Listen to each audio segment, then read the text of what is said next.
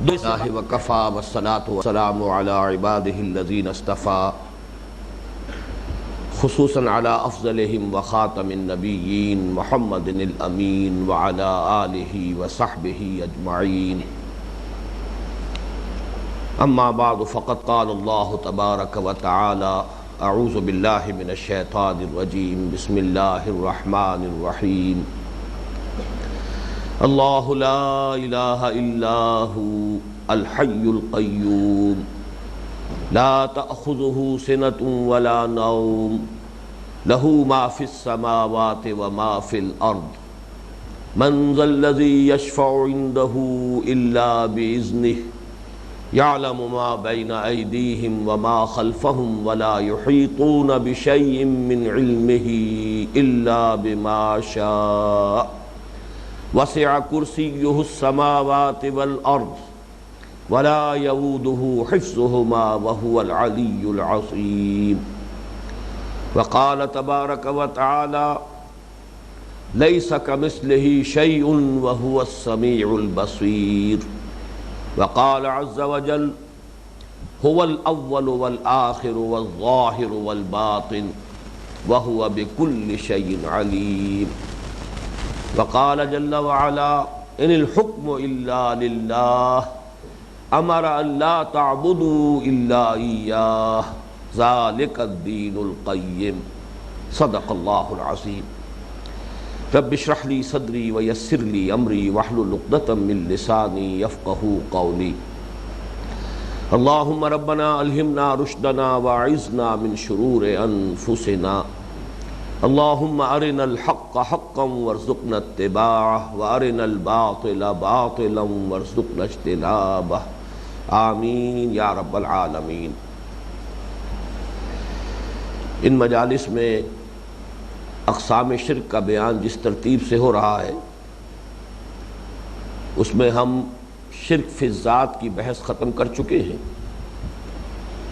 گزشتہ نشست میں خیال یہ تھا کہ شرک کی دوسری قسم یعنی شرک فی الصفات کا بھی بیان شروع ہو جائے گا، لہذا اس نشست کے آغاز میں بھی میں نے انہی آیات کی تلاوت کی تھی جن کی آج تلاوت کی ہے، لیکن کل ہم وہاں تک نہیں پہنچ پائے. اب بغیر کسی تمہید کے، اس لیے کہ وقت کم ہے اور ارادہ یہی ہے کہ اب دو نشستوں میں اس بیان کی تکمیل کر لی جائے، لہذا پچھلی کسی بات کا اعادہ کیے بغیر اب ہم آگے بڑھ رہے ہیں. شرک فی الصفات یعنی اللہ تعالیٰ کی صفات میں مخلوقات میں سے کسی کو کسی پہلو سے، کسی اعتبار سے، کسی صفت میں مشابہ کر دینا، ہم پلہ قرار دے دینا، برابر کر دینا، یہ شرک فی الصفات ہے. جیسا کہ میں نے تمہیدی جو امور تھے ان کے ضمن میں عرض کیا تھا کہ شرک فی الصفات کا معاملہ ذرا باریک قسم کا ہے، دقیق علمی معاملہ ہے. یہی وجہ ہے کہ اس میں مغالطے کا امکان بہت کافی ہے. غیر شعوری طور پر بھی انسان اگر چند بنیادی حقائق کو مستحضر نہ رکھے، پیش نظر نہ رکھے، تو ہو سکتا ہے کہ بغیر کسی ارادے اور شعور کے اس کا قدم شرک فی الصفات کے دائرے میں داخل ہو جائے. اس کا سبب یہ ہے کہ ہماری یہ زبان کی تنگ دامانی ہے کہ اللہ تعالیٰ کی صفات کے لیے بھی ہم وہی الفاظ استعمال کرتے ہیں کہ جو مخلوقات کی صفات کے طور پر مستعمل ہیں. مثلا ہم بھی موجود ہیں، یہ کائنات بھی موجود ہے، اللہ بھی موجود ہے. اب گویا کہ صفت وجود مشترک ہے اللہ اور مخلوقات کے مابین.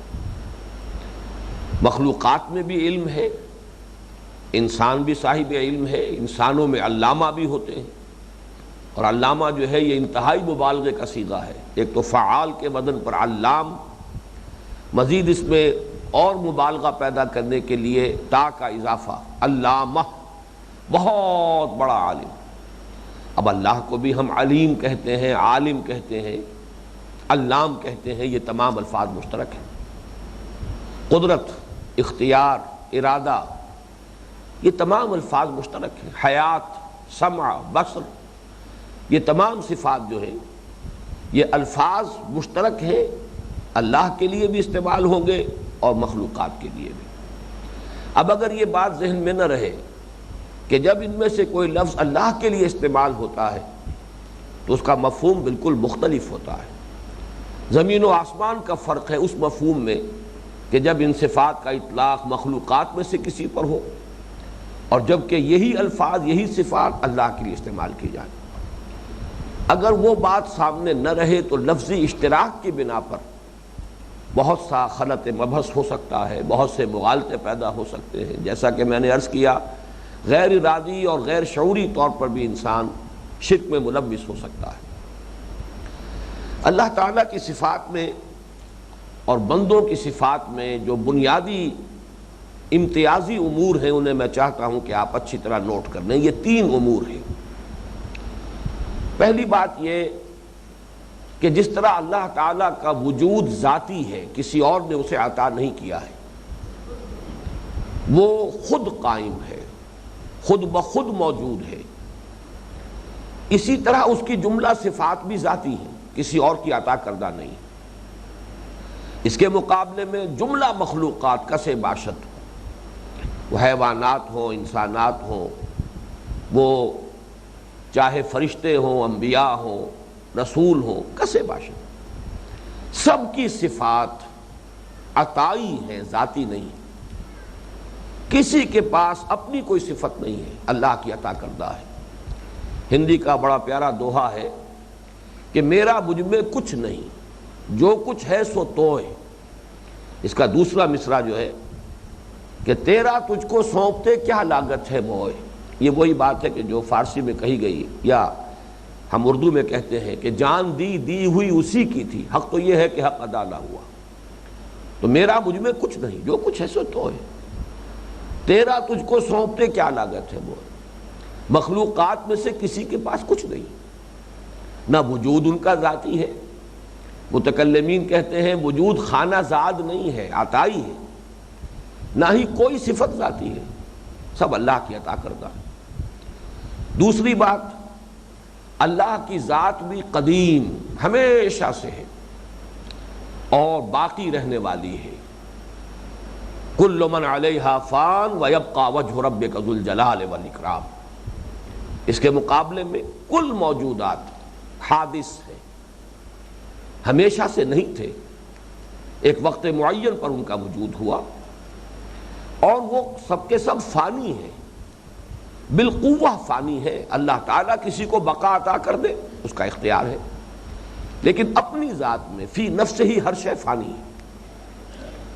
تیسری بات، اللہ تعالیٰ کی ذات بھی غیر محدود، لا متناہی، مطلق، ایبسولیوٹ، اسی طرح اس کی جملہ صفات لا متناہی، غیر محدود، ایبسولیوٹ، اس کا علم لا متناہی، غیر محدود، اس کی قدرت لا متناہی، غیر محدود، جس کے لیے ہماری زبان کے اعتبار سے بس صرف ایک لفظ ہے جس کا سہارا انسان لیتا ہے، اور اسی کو قرآن مجید نے بار بار جو ہے اللہ کی صفات کے ضمن میں دہرایا ہے۔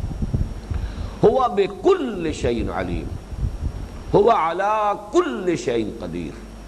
اب لفظ کل کے سوا یہ ہماری زبان کی تنگ دامانی ہے، اس لیے کہ زبان ظاہر بات ہے کہ مشاہدات پر مبنی ہوتی ہے، جو کچھ انسان دیکھتا رہا اس کے لیے وہ نام تجویز کرتا رہا، الفاظ بناتا رہا، تو ظاہر بات ہے کہ ان الفاظ کے اندر وہ محدودیت ہے کہ جو ہمارے مشاہدات میں ہے۔ یہ الفاظ مطلق حقائق کی تعبیر سے قاصر ہیں، بس ایک لفظ ہے کل، اگرچہ اس کل کا بھی ہم کوئی تصور نہیں کر سکتے، ہمارے تو حاشیہ خیال میں بھی نہیں آ سکتا کہ کل قدرت کس شے کا نام ہے، اس لیے کہ جو خود جزوی شے ہے وہ کل کا تصور کر ہی نہیں سکتی۔ اس اعتبار سے اللہ تعالیٰ کی ذات اور صفات دونوں مطلق، غیر محدود، لامتناہی، جبکہ جملہ مخلوقات، پھر میں عرض کروں گا کسے باشد کوئی ہو، ان میں کوئی فرق و امتیاز نہیں ہوگا، درجے کا فرق رہے گا لیکن نوعیت کا فرق نہیں ہوگا۔ ایسنشلی جملہ مخلوقات کی جو جملہ صفات ہیں وہ محدود ہیں، متناہی ہیں۔ یہ 3 ہیں ما بہل امتیاز امور، ان کو سامنے رکھا جائے تو صفات خداوندی اور انہی الفاظ کا اطلاق جب بطور صفت ہوتا ہے مخلوقات میں سے کسی پر، تو ان کے مابین جو فرق و امتیاز ہے اسے پیش نظر رکھا جائے۔ اگر اس میں کوتاہی ہو جائے گی تو شرک کا شائبہ پیدا ہو جائے گا، اور اس کے اندر چاہے انسان کا ارادہ ہو یا نہ ہو، انسان شرک میں ملوث ہو جائے گا۔ اب دیکھیے 5 صفات اللہ تعالیٰ کی بنیادی مانی گئی ہیں۔ ویسے تو اللہ کے تمام اسماء بھی در حقیقت صفات ہی ہیں۔ اللہ کے تمام اسماء جو ہیں صفاتی اسماء ہیں۔ ان کو جب نکرہ کی شکل میں لائیں گے، کامن ناؤن کی شکل میں، تو اسے صفت کہیں گے۔ علیم، قدیر، یہ صفت ہے۔ العلیم، القدیر، الف لام لگ گیا، معرف باللام ہو گیا، اب یہ معرفہ ہے، اب یہ اللہ کا نام بن گیا۔ تو ہماری چونکہ کل معرفت جو ہے اللہ تعالیٰ کی، جو بھی ہم جس درجے میں بھی کسی اللہ تعالیٰ کی ذات و صفات کا کوئی تصور کر سکتے ہیں، وہ اللہ تعالیٰ کے اسماء کے حوالے ہی سے ہے۔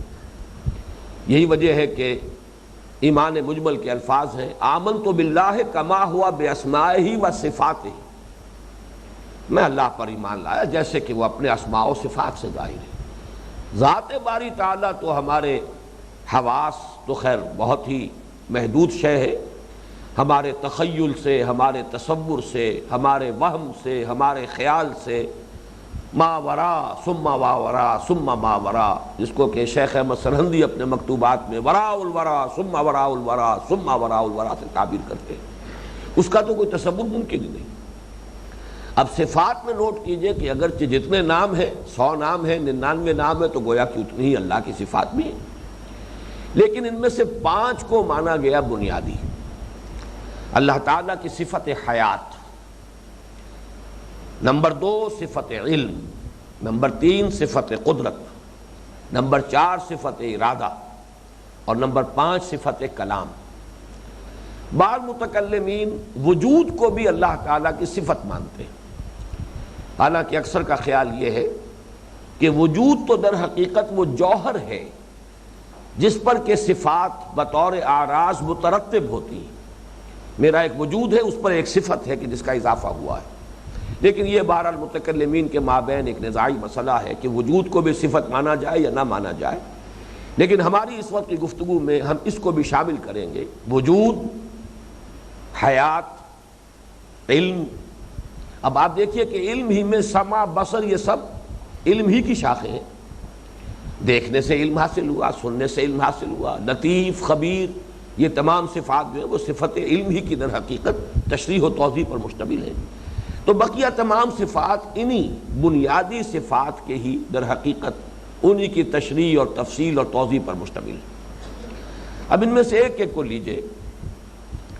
ہم یہ محسوس کرتے ہیں کہ ہم بھی ایک ارادہ رکھتے ہیں، لیکن اگر یہ احساس نہ رہے کہ ہمارا ارادہ نہ ہونے کے درجے میں ہے، اس لیے کہ وہ تو تابع ہے، حالات سازگار ہوں، اس کے لیے ضروری جو چیزیں ہیں، پری ریکویزٹس ہیں، وہ مہیا ہو جائیں، اور سب سے بڑھ کر یہ کہ اللہ کی مشیت بھی شامل ہو جائے، تب وہ ارادہ پورا ہوگا۔ وَمَا تَشَاءُونَ إِلَّا أَن يَشَاءَ اللَّهُ، تم نہیں چاہ سکتے یا تمہارے چاہے کچھ نہیں ہو سکتا الا یہ کہ اللہ چاہے، جبکہ اس کی شان یہ ہے کہ فعال لما یرید یفعل ما یشاء۔ یہ جو مشیت اور ارادہ ہے اللہ تعالیٰ کا، مشیت بھی در حقیقت ارادے ہی کی تعبیر ہے۔ اس کے مطلق ہونے کا قرآن مجید میں جو بیان آتا ہے، قل اللہم مالک الملک تؤتی الملک من تشاء وتنزع الملک ممن تشاء وتعز من تشاء وتذل من تشاء بیدک الخیر انک علی کل شیء قدیر۔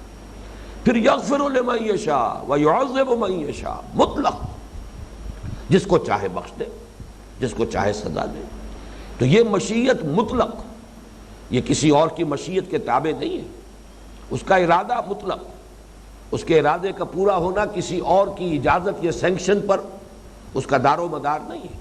تو زمین و آسمان کا فرق ہو گیا، کہاں ہمارا ارادہ، اس لیے فرمایا گیا وَلَا تَقُولَنَّ لِشَيْءٍ إِنِّي فَاعِلٌ ذَلِكَ غَدًا إِلَّا أَن يَشَاءَ اللَّهُ، ہرگز مت کہنا کبھی کہ یہ کام میں کل ضرور کروں گا، مگر اس استثناء کے ساتھ اگر اللہ نے چاہا۔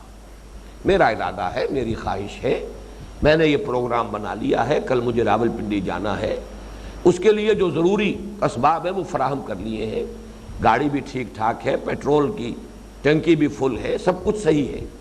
اس کے باوجود ذہن میں رہنا چاہیے کہ اس کے باوجود میں نہیں جا سکوں گا اگر اللہ کو منظور نہیں۔ وَلَا تَقُولَنَّ لِشَيْءٍ إِنِّي فَاعِلٌ ذَلِكَ غَدًا إِلَّا أَن يَشَاءَ اللَّهُ۔ اسی طریقے سے علم اور قدرت ان دونوں کو جمع کر لیجئے، اس لیے کہ یہ دو صفات وہ ہیں اللہ کی کہ جو میرے خیال میں سب سے زیادہ کثرت کے ساتھ، تکرار اور اعادے کے ساتھ قرآن مجید میں آئی، اور وہ بھی اسی لفظ کل کے ساتھ، ہوا بکل شیء علیم، ہوا علی کل شیء قدیر۔ جہاں بھی صفات باری تعالیٰ کا ذکر ہوگا یہ دو صفات ضرور آئیں گی۔ اب ان کے ضمن میں بھی ذرا نوٹ کیجئے، ہمارے پاس بھی کچھ علم ہے، بہت علم تھا جو اللہ نے اپنے نبیوں کو دیا، بہت علم تھا جو اللہ نے محمد الرسول اللہ کو دیا صلی اللہ علیہ وسلم، پھر علم ہے جو اللہ نے فرشتوں کو دیا ہے، لیکن یہ کہ کل علم محدود ہے، متناہی ہے، عطائی ہے، ذاتی نہیں ہے، حادث ہے، قدیم نہیں۔ کل قدرت جس کے پاس بھی جو طاقت ہے، جو اختیار ہے، عطائی ہے، اس کا ذاتی نہیں، محدود ہے، لامحدود نہیں، حادث ہے، قدیم نہیں۔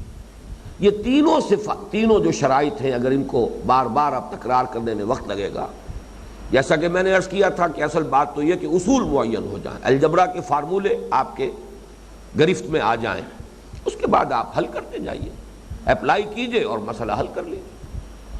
اب اس میں ذرا نوٹ کیجئے وہ دعا جس کی کہ حضور صلی اللہ علیہ وسلم صحابہ کو اس طرح تلقین کرتے تھے جیسے کہ قرآن مجید سکھاتے تھے، دعا استخارہ، اس میں الفاظ آئے ہیں اللہم انی استخیرک بعلمک واستقدرک بقدرتک واسألک من فضلک العظیم فإنک تقدر ولا اقدر وتعلم ولا اعلم وانت علام الغیوب۔ اے اللہ میں تیری قدرت ہی سے قدرت کا طلبگار ہوں اور تیرے علم ہی سے خیر کا خواستگار ہوں، اس لیے کہ تجھے کل قدرت حاصل ہے، مجھے کوئی قدرت حاصل نہیں، تجھے کل علم حاصل ہے، مجھے کوئی علم حاصل نہیں۔ اب یہ ذرا الفاظ پر غور کیجئے، نفی کس سے کی ہو رہی ہے؟ مطلقاً علم کی، لیکن در حقیقت یہاں مراد کیا ہے؟ ظاہر بات ہے کہ انسان کو کچھ نہ کچھ علم حاصل ہے۔ فرشتوں نے بھی کہا تھا سبحانک لا علم لنا الا ما علمتنا، پاک ہے تو، ہمیں کوئی علم حاصل نہیں سوائے اس کے کہ جو علم تو نے ہمیں دیا۔ آیت الکرسی میں آیا ولا یحیطون بشیء من علمہ الا بما شاء، علم کل کا کل اللہ کا علم ہی، یہ اس کی ذاتی صفت ہے، اس میں سے وہ جس کو چاہتا ہے جتنا دے دیتا ہے، کوئی احاطہ نہیں کر سکتا اس کے علم میں سے مگر اتنا جتنا کہ وہ خود چاہے۔ ولا یحیطون بشیء من علمہ الا بما شاء، یہ تو ملکیت ہے اس کی، یہ تو میراث ہے اس کی، اور اس میں سے وہ جس کو جتنا چاہتا دیتا۔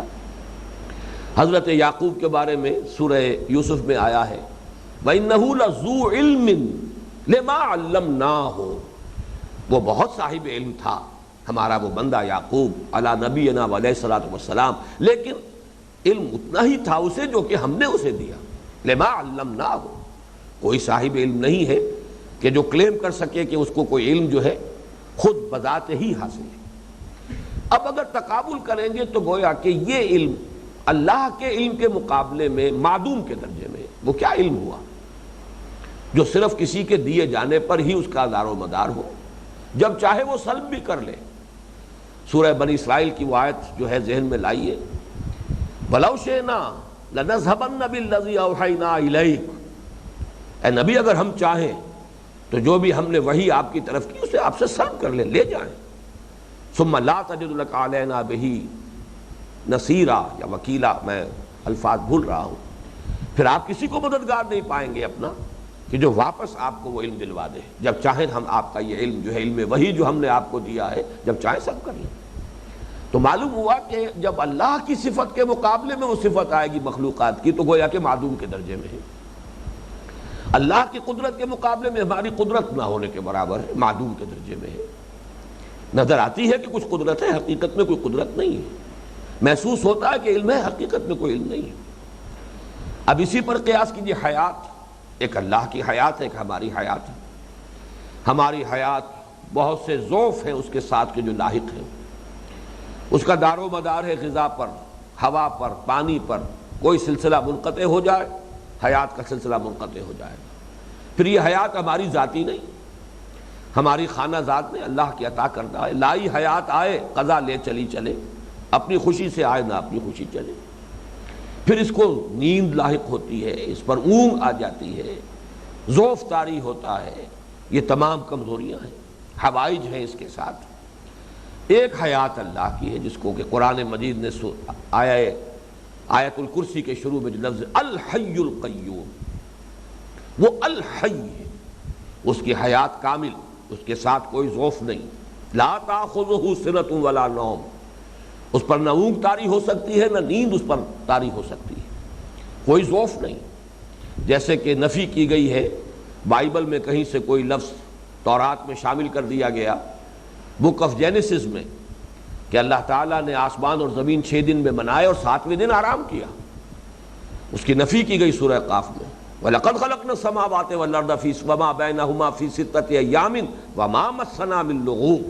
یہ تو صحیح ہے کہ ہم نے آسمان اور زمین اور جو کچھ ان کے مابین ہے ان کی تخلیق 6 دنوں میں کی، لیکن ہمیں کوئی اس سے کوئی تکان لاحق نہیں ہو۔ یہ ہے حیات۔ اب اللہ کی حیات کے مقابلے میں ہماری حیات کیا ہے؟ سورج کے مقابلے میں یہ ایک دیا جو ہے اس کی کوئی حیثیت نہیں۔ حیات مستعار کا لفظ ہمارے ہاں اردو میں ادب میں مستعمل ہے، تو مانگی ہوئی زندگی ہے، عطا کردہ زندگی ہے، اس نے دی ہے، اور جب تک وہ چاہے گا یہ تار حیات جو ہے برقرار رہے گا، جب چاہے گا توڑ دے گا۔ اسی طریقے سے وجود، واقعہ یہ ہے کہ اللہ کے وجود کے مقابلے میں جب لائیں گے وجود، تو یہ کل ما سوا کا وجود عدم کے درجے میں ہے، عدم کے حکم میں۔ جیسے کہ شیخ احمد سرہندی رحمۃ اللہ علیہ نے اپنے مکتوبات میں لکھا ہے کہ ای از صنع باری تعالی است کہ معدوم را موجود بھی نمائند۔ یہ تو اللہ تعالیٰ کی صنعت ہے، کاریگری ہے، یہ اس کی خلاقی کا کمال ہے کہ جو شے حقیقتاً معدوم ہے اسے موجود کر کے دکھا دیا، حقیقت کے اعتبار سے معدوم ہے۔ یہ ہے وہ بنیادی صفات، جب ان کے اوپر آپ وہ تینوں چیزیں، تینوں فارمولے اپلائی کریں گے کہ اللہ کی ذات کی طرح اس کی جملہ صفات اس کی ذاتی ہے، ما سوی اللہ کی ذات بھی عطائی اور صفات بھی عطائی۔ اللہ کی ذات اور اس کی صفات قدیم ہے اور ہمیشہ باقی رہنے والی ہے۔ ما سوی اللہ جملہ مخلوقات کی ذات بھی اور صفات بھی سب کی سب حادث ہے اور بالقوہ فانی ہے، الا یہ کہ اللہ تعالیٰ کسی کو قرار عطا فرما دے اور بقا عطا فرما دے۔ نمبر 3، اللہ کی ذات اور اس کی جملہ صفات مطلق ہے، ایبسولوٹ ہے، غیر محدود ہے، لا متناہی ہے، جبکہ جملہ مخلوقات کس باشد ان کی تمام صفات متناہی ہیں، محدود ہیں۔ اب اس کے حوالے سے ذرا میں چاہتا ہوں کہ چند مسائل حل کر لیجیے۔ پہلا مسئلہ ہے ہمارے ہاں بڑا اختلافی مسئلہ، علم غیب کا مسئلہ۔ آیا نبی اکرم صلی اللہ علیہ وسلم کو علم غیب حاصل تھا یا نہیں؟ میں نے جب اپنی نوجوانی کے زمانے میں اس مسئلے پر کچھ تحقیق کرنے کی کوشش کی تو یہ حقیقت واضح ہوئی کہ یہ صرف ایک لفظی نزاع ہے جس پر کہ نہ معلوم کتنی بحث اور مباحثے کی گرمی رہی ہے ہمارے ہاں، اور ابھی تک ہے، جاری ہے، اور اسی کی بنا پر کفر کے فتوے بھی ہیں۔ غیب کے لفظ کی ڈیفینیشن مختلف کی گئی۔ کچھ لوگوں نے غیب کی ڈیفینیشن یہ کی ہے کہ وہ علم جو خود حاصل ہو جائے بغیر کسی کے بتائے۔ اس ڈیفینیشن کے اعتبار سے تو کسی مخلوق کے لیے کوئی علم غیب ہے ہی نہیں، سرے سے نہیں، بلکہ کوئی اور علم بھی نہیں۔ یہ علم غیب کیا، علم شہادہ بھی اللہ کے لیے بغیر کسی کو حاصل نہیں ہے، غیب تو بہت دور کی بات ہے۔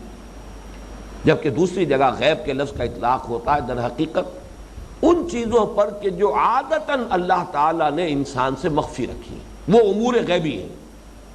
فرشتے ہمیں نظر نہیں آتے، ان کا وجود تو ہے، نظر نہیں آتا۔ اسی طریقے جنت اور دوزخ اب بھی موجود ہے، حضور کو اللہ تعالیٰ نے ان کا مشاہدہ کرایا ہے، لیکن ہمارے لیے وہ امور غیبیہ ہیں۔ اس اعتبار سے اللہ تعالیٰ اپنے رسولوں میں سے ان امور غیبی میں سے جتنوں کی اطلاع دینا چاہے اس کا اختیار ہے۔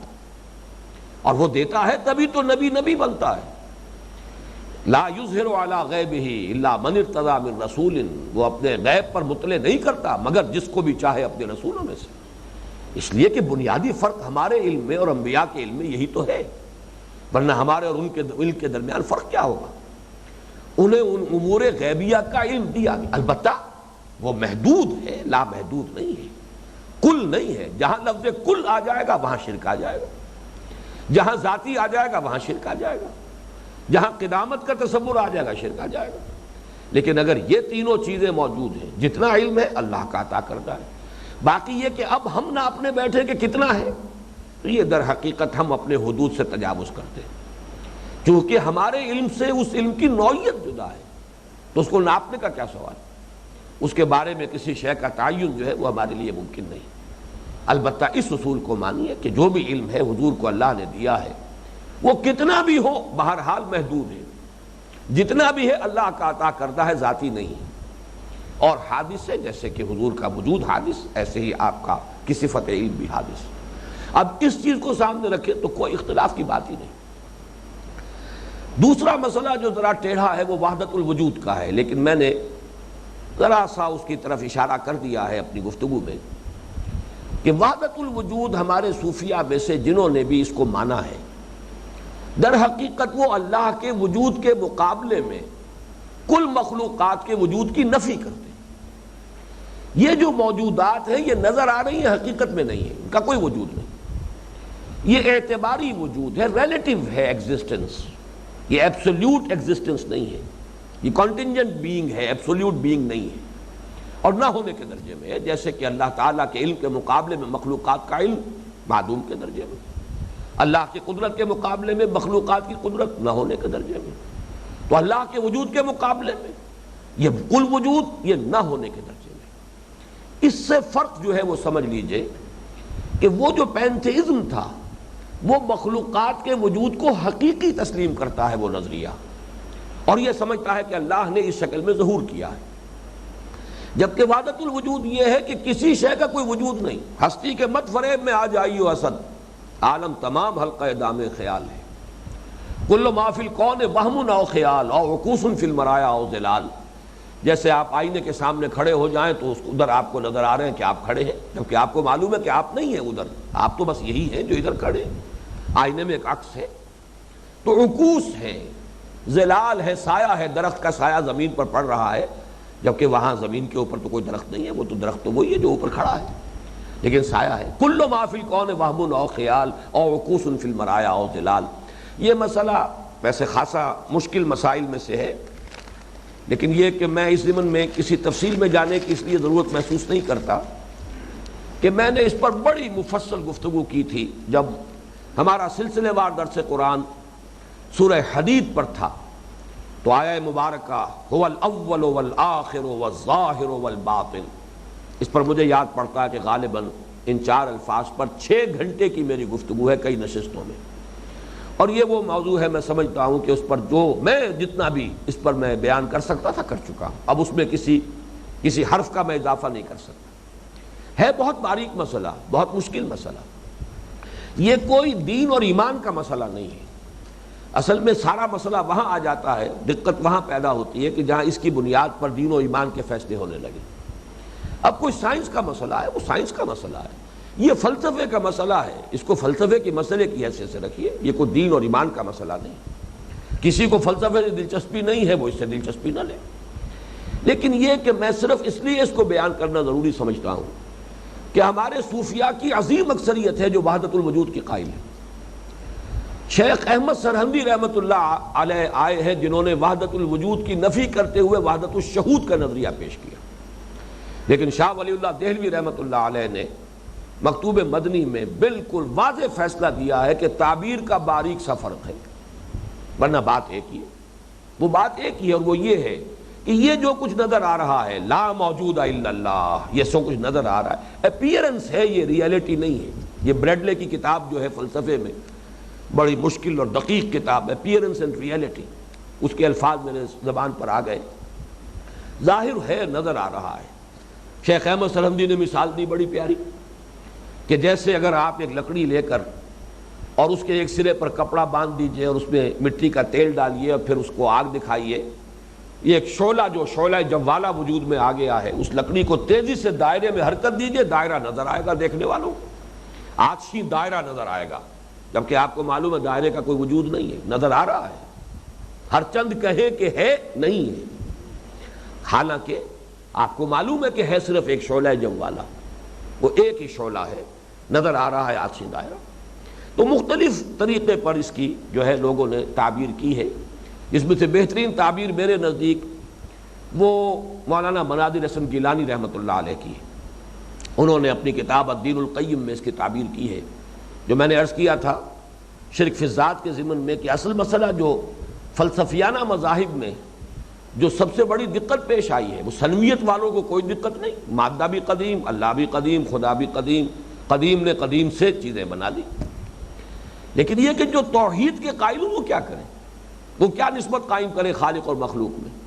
اگر دو چیزوں کو مانیں گے سنویت ہو جائے گی، توحید ختم ہو جائے گی. اس اعتبار سے بہت پیاری مثال ہے جو مناظر حسن گیلانی نے دی ہے کہ آپ ذرا تصور کیجئے اپنے ذہن میں مثلا مینار پاکستان کا تصور لے آئیے.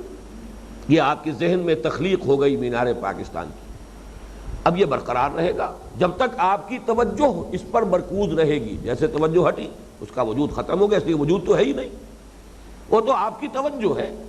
اس توجہ کی وجہ سے وہ خیالی وجود جو ہے وہ آپ کے ذہن میں ہے. توجہ ہٹی اور وجود ختم، اور آپ ہی اس کے اوپر بھی ہیں، نیچے بھی ہیں، اندر بھی ہیں، باہر بھی ہیں، دائیں بھی ہیں، بائیں بھی ہیں. اس کا تو وہ وجود ہے ہی نہیں، لیکن ہے ذہن کے اندر ہے. اسی طرح یہ کائنات ہے، اللہ ہی اس کا اول بھی ہے، آخر بھی ہے، ظاہر بھی ہے، باطن بھی ہے. هو الاول والآخر والظاہر والباطن. اوپر بھی اللہ ہے، نیچے بھی اللہ ہے، دائیں بھی اللہ ہے، بائیں بھی اللہ ہے. اللہ ہی اللہ ہے، اندر بھی اللہ ہے، باہر بھی اللہ ہے، ظاہر بھی اللہ ہے، باطن بھی اللہ ہے. هو الاول والآخر والظاہر والباطن. اور دیکھیے بڑی خوبصورت بات، جیسے آپ کی یہ ذہنی تخلیق صرف آپ کے توجہ کے ارتکاز کے بل پر قائم رہتی ہے، اسی طریقے سے اللہ تعالیٰ ہی تھامے ہوئے ہے جب تک اس کائنات کو، تو اس کا وجود ہے، ورنہ اس کا وجود کچھ نہیں. الحی القیوم، اللہ اپنی جگہ خود بخود قائم ہے، اس کی حیات ذاتی ہے، اس کا وجود ذاتی ہے. ما سوا کا جسے تم مخلوق کہتے ہو، یہ پورا سلسلہ کون و مکان، اس کے لیے اللہ قیوم ہے، اسے قائم رکھے ہوئے. اس کی توجہ ہے جس سے کہ یہ قائم ہے، ذرا ہٹائے توجہ یہ نسیم منسیہ ہو جائے گی. اس اعتبار سے یہ وحدت الوجود کا مسئلہ جیسا کہ میں نے عرض کیا، اس کو صرف اس پہلو سے میں بیان کیا کرتا ہوں کہ ہمارے جو صوفیہ اس کے قائل ہیں اور اکثر و بیشتر ان سے یہ سوء ظن نہیں کرنا چاہیے کہ وہ شرک کے اندر مبتلا ہے. یہ ہمارے لیے بہت نقصان کی بات ہے. اصل میں فرق یہی ہے کہ عام لوگ پینتھیزم اور وحدت الوجود، یونٹی آف بینگ اور پینتھیزم، وحدت الوجود اور ہمہ اوست، اس میں فرق نہیں کر پاتے. اور ویسے یہ کہ ہمارے شعراء نے جو تعبیر کی ہے اس میں واقعتاً پینتھیزم ہی کا رنگ پیدا ہو جاتا ہے. تو جیسا کہ میں نے عرض کیا، جیسے جہلاء، شعراء، خطباء، واعظین، وہ تو شرک فی الذات کا بھی ارتکاب کر بیٹھتے ہیں مبالغہ آرائی کے اندر. اسی طرح شاعری میں تو ہے وحدت الوجود کی تعبیر جس انداز میں کی گئی ہے وہ پینتھیزم ہے. خود کوزا و خود کوزا کرو، خود گلے کوزا، خود رند سبو کش، خود برسر آن کوزا خریدار بے آمد بشکست و رواں شد. وہ خود ہی کوزا ہے، خود ہی وہ مٹی ہے جس سے کوزا بنا ہے، خود ہی کوزا گر ہے، کوزے کا بنانے والا ہے، پھر اس کے اندر وہ شراب ڈال کر خود ہی پینے والا بھی ہے، اس کو خود ہی خریدتا بھی ہے، خود ہی پھر توڑتا بھی ہے، اور پھر آگے رواں شد، پھر کوئی اور بساط بچھاتا ہے. اب یہ شاعری بڑی عمدہ ہے، بڑی پیارے الفاظ ہیں، بندشیں بڑی چست ہیں، صوتی آہنگ بہت ہی یعنی پسند آنے والا ہے بہت طبیعت کے لیے، لیکن یہ کہ اس کے اندر وہی سارا پینتھیزم کا تصور موجود ہے. اس اعتبار سے واقعتاً مسئلے کو الجھا بھی دیا گیا ہے، ورنہ وحدت الوجود، وحدت الشہود، یہ دونوں ایک چیز ہے، اور ان دونوں کا فرق اور امتیاز قائم رکھنا چاہیے. پینتھیزم سے وہ بدترین شرک ہے، شرک فی الذات، اور یہ در حقیقت توحید کی بلند ترین منزل ہے. اسی لیے ہمارے صوفیہ کہتے ہیں کہ لا الہ الا اللہ کی پہلی منزل تو یہ ہے کہ لا معبود الا اللہ. اس کی حقیقت تو اگلی نشست میں واضح ہوگی. اس سے ذرا اونچا انسان اٹھے گا تو تین الفاظ ذہن میں لے آئیے: لا محبوب الا اللہ، لا مطلوب الا اللہ، لا مقصود الا اللہ. اس سے بھی جب اونچا اٹھے گا انسان، اگر وہ لیول آف کانشسنس کے اعتبار سے اس لیول کو اٹین کر سکے تو لا موجود الا اللہ. لیکن اس کے یہ معنی نہیں ہے کہ جو کچھ موجود ہے وہ اللہ ہے، نہیں، یہ ہے ہی نہیں. بس یہ فرق ہے در حقیقت وحدت الوجود میں اور پینتھیزم میں. تیسری بات جو ہے کہ جو میرے نزدیک اہم ترین ہے اس توحید فی الصفات اور شرک فی الصفات کے ضمن میں، وہ یہ ہے کہ اس دور کا سب سے بڑا اور سب سے زیادہ عام شرک جو ہے وہ در حقیقت ایک فرع ہے، ایک برانچ ہے، ایک شاخ ہے توحید فی الصفات کی، شرک فی الصفات کی، اور وہ ہے میٹیریلزم، جو آج کے دور کا اصل فلسفہ ہے. لوگوں کے نگاہوں میں، ان کے فکر میں، ان کی سوچ میں، ان کے تصورات میں، ان کے تخیلات میں، ان کی اقدار میں، ان کی ویلیوز میں پیوست ہے وہ میٹیریلزم. اس کی بنیاد کیا ہے کہ مادہ حقیقی ہے اور مادے کی صفات بھی حقیقی ہے اور مستقل اور دائم ہے.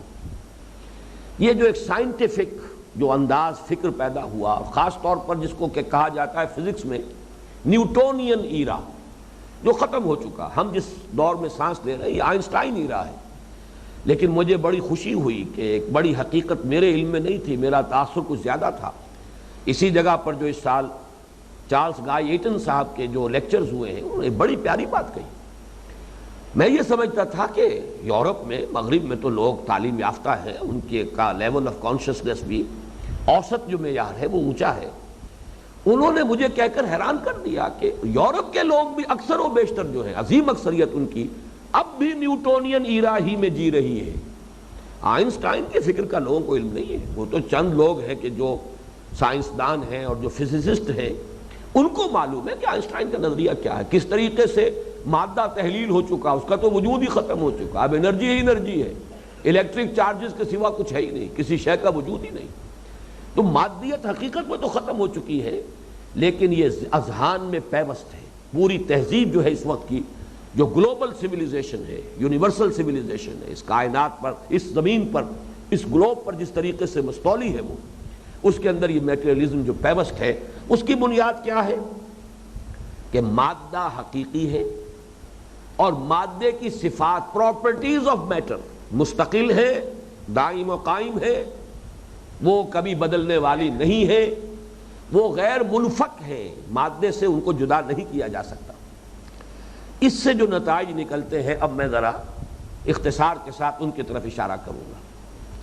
ہمارے ہاں عقائد کی دنیا میں اس سے جو ایک بہت بڑا فتنہ پیدا ہوا، جس فتنے کے بانی کے سرزمین پاک و ہند میں تو سر سید احمد خان تھے مرحوم، ان کا خلوص اپنی جگہ پر، لیکن یہ کہ ان کا جو علم کلام تھا اس نے یہ بہت بڑا فتنہ پیدا کیا. اور وہ فتنہ اسی بنیاد پر، سائنس کی نئی آمد ہوئی تھی، انگریز حکمران کی حیثیت سے آیا تھا، ہم محکوم تھے، مرعوب تھے ان کی تہذیب سے بھی، ان کے علم سے بھی. سائنس تھی بھی ابھی اس دور میں کہ معلوم ہوتا تھا ہر چیز بالکل سرٹن ہے، قطعی ہے، یقینی ہے، اس میں تو کسی شک و شبے کی گنجائش ہے ہی نہیں. لہذا وہ سائنٹیفک ریشنلزم پیدا ہوا جس کی بنا پر معجزات کا انکار کر دیا. معجزہ کیا ہے؟ معجزہ حقیقت میں اس شے کا نام ہے کہ مادے میں جو صفات اللہ نے رکھی ہیں اس کی وضعیت کردہ ہے، اس کی ذاتی نہیں ہے. لیکن جب تک اللہ چاہتا ہے وہ صفات برقرار رہتی ہیں. جب چاہے اللہ جس سے چاہے اس کی صفت کو سلب کر لے. یہ کوئی دائم اور قائم صفات نہیں ہے. آگ میں جلانے کی صفت اللہ نے رکھی ہے، جب چاہے گا اس سے اس صفت احراق جو ہے جلانے کی صفت اس کو سلب کر لے گا، آگ نہیں جلائے گا. حضرت ابراہیم علیہ السلام کو آگ نے نہیں جلایا، اللہ کا حکم ہوا یا نارو کونی بردم و سلام علی ابراہیم. پانی کی صفت ہے کہ وہ اپنی سطح کو برقرار رکھتا ہے، لیکن یہ صفت اللہ نے پیدا کی ہے. ایسا نہیں ہے کہ اللہ تعالیٰ صفت پیدا کر کے اب عاجز ہو گیا، اس کے ہاتھ بند گئے کہ اب میں کیا کروں، میں تو پانی میں یہ صفت رکھ چکا ہوں، اب یہ تو لا ینفک ہے، اس سے غیر منفک صفت ہے، لہذا میرے لیے کوئی راستہ نہیں رہا. نہیں، وہ علی کل شیء قدیر ہے. یہ ساری صفات جو دی ہے جس کو بھی دی ہے یہ در حقیقت اس کی عطا کردہ ہے. لا حول ولا قوت الا باللہ. اور جیسے کہ شیخ عبد القادر جیلانی کی وصایا جو ہیں، جو اپنے بیٹے کو انہوں نے وصیت کی، اس میں یہ الفاظ بھی ہیں کہ لا فاعل فی الحقیقت ولا مؤثر الا اللہ. حقیقت میں کوئی شے فاعل ہے ہی نہیں، فاعل حقیقی تو صرف اللہ ہے. نظر آتا ہے کہ ہم یہ کام کر رہے ہیں، ہم کہاں کر رہے ہیں؟ جیسے کہ ہمارے متکلمین نے کہا ہے کہ ہم اپنے اعمال کے خالق نہیں ہیں، کاسب ہیں۔ ارادہ ہم ضرور کرتے ہیں لیکن وہ عمل ہوتا ہے قدرت خداوندی سے، لہذا اعمال کا خالق اللہ ہے، کاسب ہم ہیں، اپنی اپنی نیت کے اعتبار سے ہم نے بھلائی یا برائی کما لی ہے۔ تو اس اعتبار سے کوئی مؤثر حقیقی نہیں، کوئی فاعل حقیقی نہیں سوائے اللہ، لا فاعل فی الحقیقت ولا مؤثر الا اللہ۔ تو یہ ہے اصل وہ بات کہ جو ہمیں ماننی ہے۔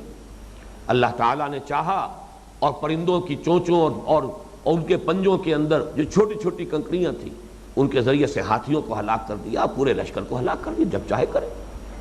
یہ ہے در حقیقت وہ معجزہ، خرق عادت اللہ تعالیٰ کے اختیار سے، جب چاہے یہ جو نظام ہے، جو یہ قوانین طبعیہ ہیں، فزیکل اور کیمیکل چینجز کے جو لاز ہیں، اللہ تعالیٰ جب چاہے جس کو چاہے ساخت کر دے، اور اس میں قدرت خداوندی کا ظہور ہو جائے گا، قدرت خصوصی کا ظہور ہوگا۔ اللہ کی مشیت خصوصی جو ہے وہ اسباب عادی جو ہیں، عام جو قوانین ہیں، ان کا پردہ چاک کر کے اللہ تعالیٰ کی مشیت خصوصی، قدرت خصوصی ظاہر ہو جائے گی۔